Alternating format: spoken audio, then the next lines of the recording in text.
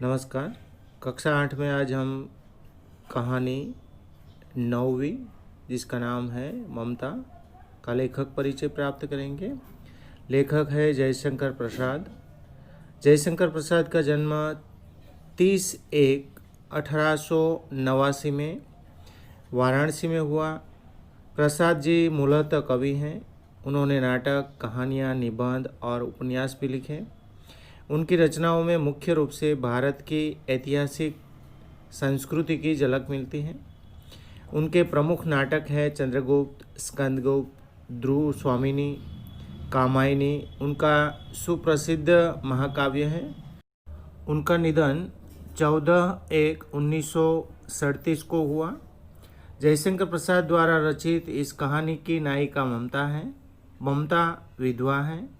रोहतास दुर्ग के मंत्री चूड़ामणि अपनी इस एकमात्र स्नेहपालिता पुत्री के दुख से अत्यंत दुखी हैं। वे उसका भविष्य सुरक्षित करने का प्रयास कर रहे हैं, किंतु पिता द्वारा भिजवाई स्वर्ण उपहारों को ममता लौटा देती है।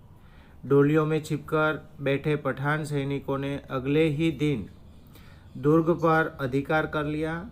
चूड़ामणि वहीं मारे गए, किंतु ममता वहां से सुरक्षित काशी के उत्तर में स्थित एक विहार में जा पहुंची और वहीं रहने लगी। लंबा समय बीत गया। अपनी झोंपड़ी में बैठी ममता दीप के आलोक में पाठ कर रही थी कि एक भीषण और हताश आकृति ने आश्रय मांगा। संकोचपूर्वक ममता ने अतिथि धर्म का पालन करते हुए इस पथिक को आश्रय दिया। वह पथिक कोई और नहीं हुमायूं था, जिसने सुबह होने पर अपने एक सैनिक मिर्जा को इस वृद्धा की टूटी झोंपड़ी बनाने का आदेश दिया। ममता अब 70 वर्ष की हो चली थी। अचानक उसे एक अश्वरोही की आवाज़ सुनाई दी, जो उसी की झोंपड़ी के बारे में पता पूछ रहा था। ममता उस मुगल अश्वरोही को वह स्थान सौंपकर अनंत यात्रा पर चली गई। उस स्थान पर एक आकर्षक मंदिर बना, जिसके शिलालेख पर 7 देश के नरेश, हुमायूं और उसके पुत्र अकबर का नाम तो था, किंतु ममता का कहीं जिक्र न था। भारतीय संस्कृति में अतिथि को देवता के तुल्य माना गया है।